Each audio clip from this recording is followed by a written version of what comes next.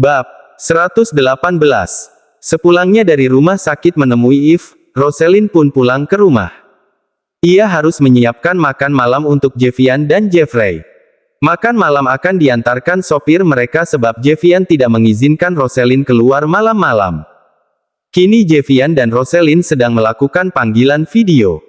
Tak bisa menemani secara fisik, setidaknya mereka bisa saling berbincang melalui panggilan video. Beruntung zaman sudah semakin canggih sehingga jarak tidak menjadi masalah bagi orang-orang seperti Javian dan Rosalind. Dia menyampaikan permohonan maaf atas kesalahannya selama ini padamu. Ia juga memintaku merekam video permohonan keadaannya benar-benar menyedihkan. Aku pun tidak menyangka kalau kondisi Eve akan semenyedihkan itu, ujar Rosalind menceritakan keadaan Eve pada Javian. Rosalind memandangi ekspresi Javian untuk melihat tingkat kepeduliannya pada mantan istrinya.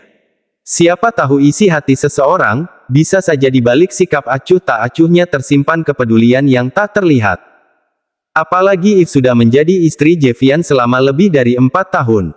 Bisa saja kebersamaan mereka diam-diam memupuk cinta meskipun tidak dalam. Namun ekspresi Javian acuh tak acuh, aku tidak peduli. Itu merupakan buah dari perbuatannya sendiri. Dia yang berbuat, dia juga yang harus menanggung segala konsekuensinya. Rosalind bisa memahami kalau Javian benar-benar kecewa dengan perbuatan Eve selama ini. Javian sebenarnya sosok yang amat sangat baik. Namun karena apa yang Eve lakukan sudah sangat keterlaluan membuat laki-laki yang sudah menjadi suaminya itu begitu kecewa hingga sukar untuk memaafkan. Keesokan harinya, pagi-pagi sekali, tepat saat Rosalind ingin berangkat ke rumah sakit tempat Jeffrey dirawat, ia mendapatkan telepon dari rumah sakit di mana Eve dirawat. Memang Rosalind sengaja meninggalkan nomornya sebab Eve sudah tidak memiliki siapa-siapa lagi untuk dihubungi bila terjadi sesuatu pada Eve. Melihat nomor pemanggil berasal dari rumah sakit tempat Eve dirawat, Rosalind pun segera mengangkatnya. Nyonya Rosalind, bisa ke rumah sakit sebentar. Ada hal penting yang ingin kami sampaikan berkenaan Nyonya Eve, ujar petugas medis rumah sakit tersebut. Hal penting apa ya? Tidak bisakah ditunda, siang nanti mungkin? Maaf, tapi sebaiknya Anda segera kemari. Nyonya Eve sekarang sedang dalam keadaan kritis.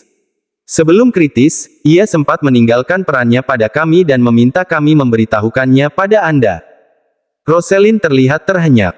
Ia pun segera mengiyakan permintaan itu. Sebelum ke rumah sakit tempat Eve dirawat, Rosalind terlebih dahulu menghubungi Javian untuk meminta izin.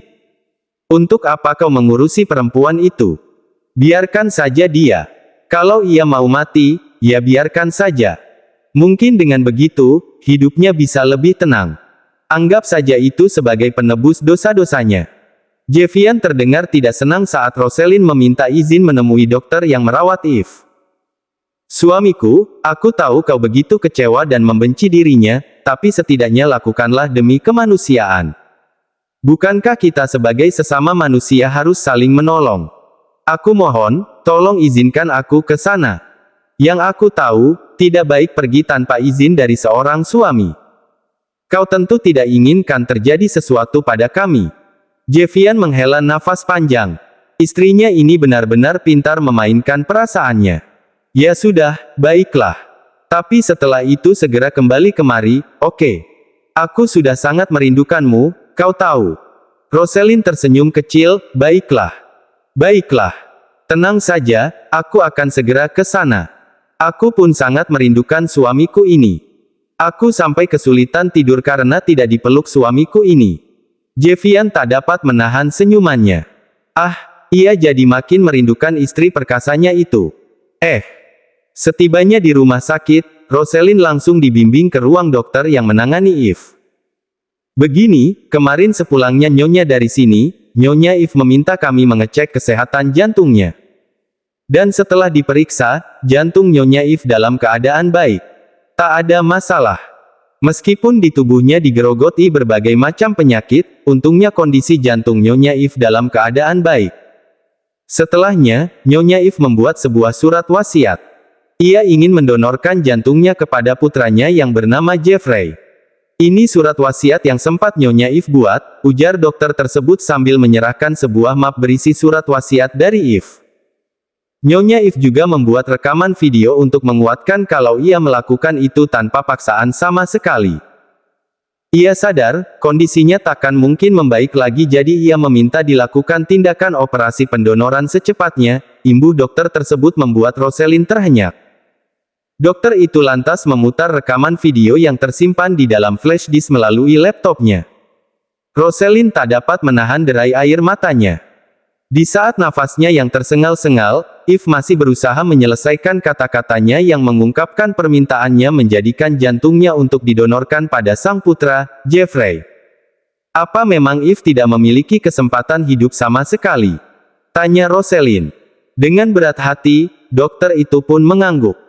Sudah sejak pagi Nyonya Eve kehilangan kesadarannya. Angka kehidupannya sudah semakin kecil. Ia bisa bertahan hingga saat ini hanya karena peralatan medis yang menempel di tubuhnya. Bila peralatan medis itu dilepas, Nyonya Eve pun akan segera menghembuskan nafas terakhirnya.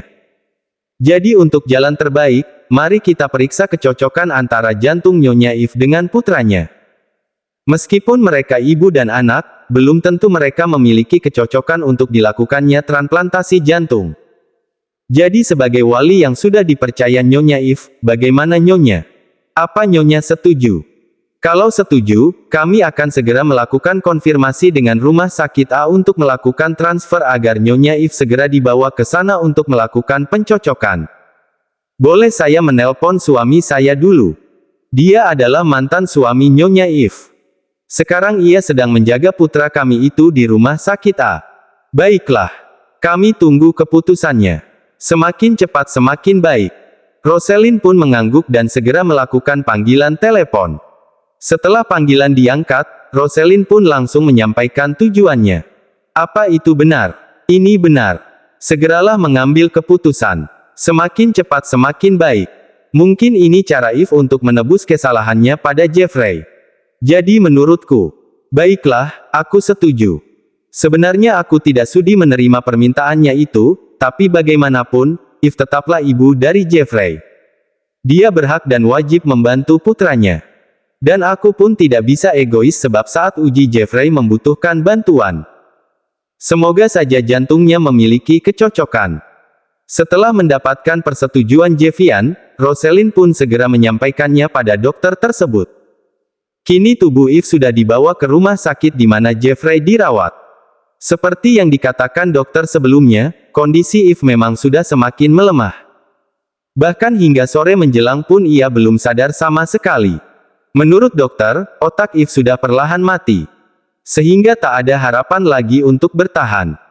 Oleh sebab itu, setibanya di rumah sakit di mana Jeffrey dirawat, Eve pun segera menjalani pemeriksaan kecocokan. Semoga saja jantungmu cocok dengan Jeffrey, Eve. Mungkin dengan begitu, kau bisa menebus segala kesalahanmu pada Jeffrey. Mungkin dengan begitu juga, Jeffrey bisa selalu merasakan keberadaanmu di sisinya. Selama ini kau hampir tak pernah ada untuknya. Bukankah dengan begitu, kau seperti hidup kembali di sisi Jeffrey? Monolog Jeffian sambil menatap tubuh lemah Eve yang dibawa masuk ke ruang khusus pemeriksaan.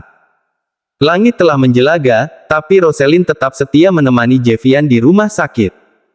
Ia pun sama penasarannya dengan Jeffian tentang kecocokan jantung Eve. Setelah berjam-jam berlalu, hasil pun sudah didapatkan. Dan benar saja, jantung Eve cocok untuk ditransplantasikan kepada Jeffrey. Tak ingin menunda waktu lagi sebab kondisi Eve yang sudah tak bisa bertahan lebih lama lagi, malam itu juga operasi transplantasi jantung pun dilakukan. Operasi baru selesai menjelang pagi. Operasi berjalan lancar dan berhasil sempurna. Jeffian dan Rosalind berpelukan dengan perasaan haru luar biasa. Akhirnya Jeffrey bisa memiliki jantung yang sehat. Tapi tak dapat mereka pungkiri, selamatnya Jeffrey berarti berakhirnya kehidupan Eve. Eve telah menghembuskan nafas terakhirnya dengan diangkatnya jantungnya dari tubuhnya. Rosalind tak mampu menahan derai air matanya. Ia cukup terharu dengan pengorbanan Eve di saat-saat terakhirnya. Selamat jalan, Eve. Berbahagialah di sana. Aku sudah memaafkan segala kesalahanmu, gumam Jeffian saat melihat tubuh Eve untuk terakhir kalinya. Cuaca tampak mendung. Awan hitam menyelimuti langit di siang hari itu.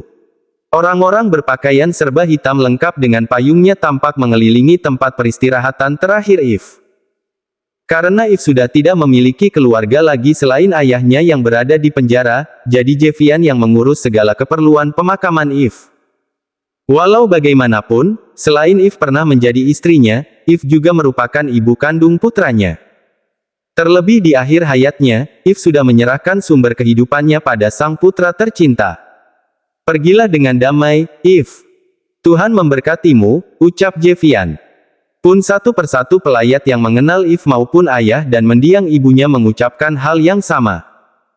Terlepas dari kesalahan besar yang Eve lakukan di masa lalu, tapi di akhir hayatnya ia sudah menebusnya dengan sebuah keajaiban bagi sang putra. Javian rasa tak pantas lagi ia membenci Eve. Ia pun berjanji, kelak ia akan memberikan pengertian kepada Jeffrey tentang sang putra. Ia akan mengubur masa lalu sang ibu dan menceritakan yang baik-baik saja. Apalagi usia Jeffrey masih terlalu dini, tak sulit rasanya untuk mengubur kenangan buruk menjadi kenangan indah. Apalagi kini Eve akan selalu membersamai Jeffrey di dalam raganya. Gerimis tiba-tiba turun. Satu persatu pelayat pun meninggalkan area pemakaman.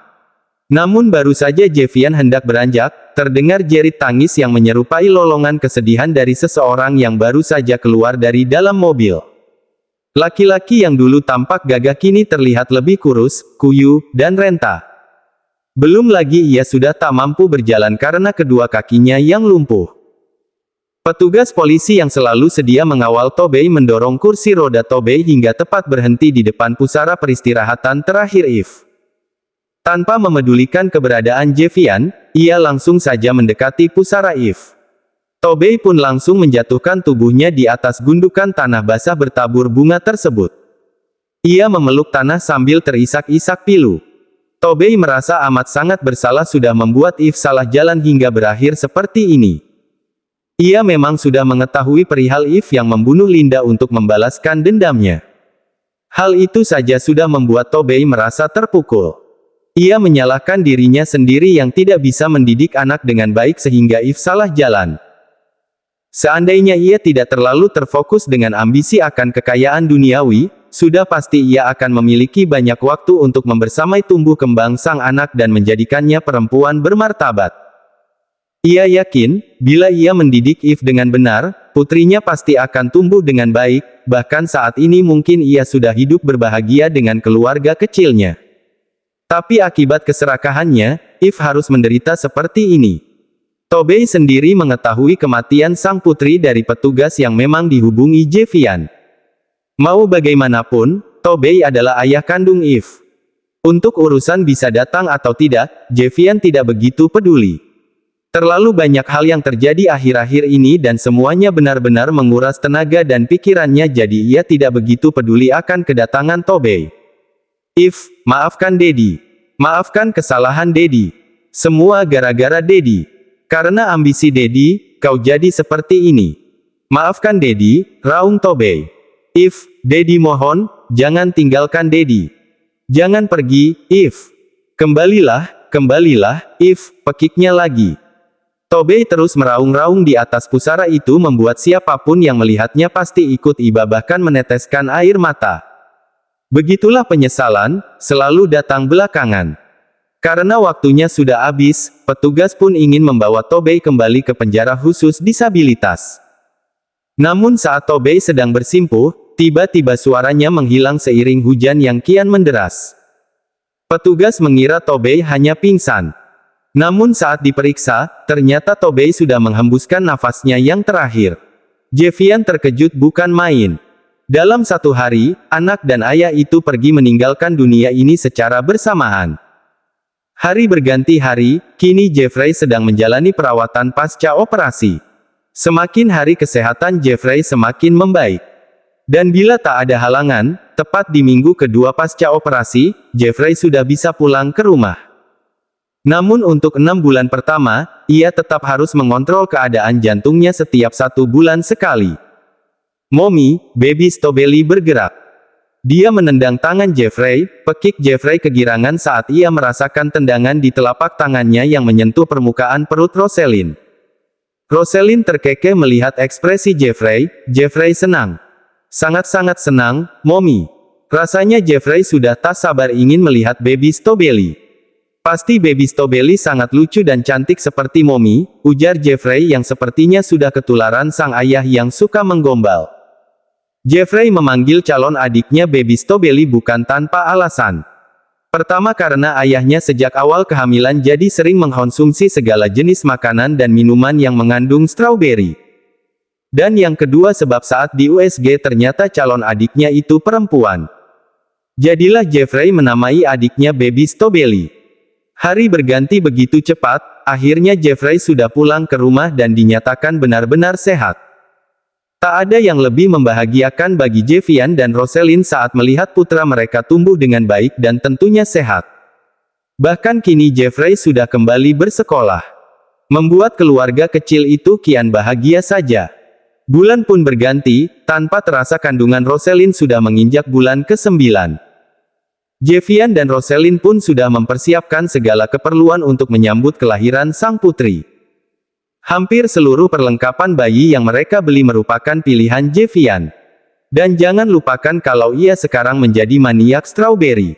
Akibatnya, hampir semua perlengkapan bayi yang Jevian beli bernuansa strawberry. Rosalind tidak mempermasalahkannya sama sekali. Ia justru senang melihat antusiasme Jevian terhadap kelahiran sang putri. Hari ini Jevian ingin mengajak Rosalind dan Jeffrey menginap di villa yang baru saja ia beli. Bisnisnya bersama Mark berjalan sangat lancar pun keuntungan yang diraih pun sangat luar biasa besar. Saat ia memasuki ruang kerjanya untuk mengambil sesuatu, tiba-tiba potret Adisti yang pernah ia simpan terjatuh di lantai. Jevian sempat tertegun. Ia lantas mengambil foto tersebut dan memandangnya. Dipegangnya dadanya, debar itu ternyata sudah benar-benar sirna. Jevian tentu saja merasa lega sebab ia khawatir menyakiti Rosalind karena menjadikannya pelarian. Tapi tidak, nyatanya Rosalind bukan pelarian sama sekali. Bahkan ia sudah menggenggam seluruh hatinya tanpa menyisakan tempat sedikit pun untuk perempuan lain. Jevian tersenyum lega. Lalu tanpa pikir panjang, ia merobek foto tersebut dan membuangnya di tempat sampah. Jevian pikir, ia tak perlu menceritakan pada Rosalind kalau perempuan masa lalunya itu sebenarnya adalah Adisti. Biarlah kenangan bersama Adisti terkubur di masa lalu. Bukankah yang mesti kita tatap itu masa depan? Tanpa Jevian tahu, sebenarnya Rosalind sudah mengetahui kalau Adisti lah perempuan masa lalu yang pernah Jevian ceritakan. Namun ia tak mau mengorek-ngorek apapun. Sama seperti yang Jevian pikirkan, Adisti adalah bagian masa lalu.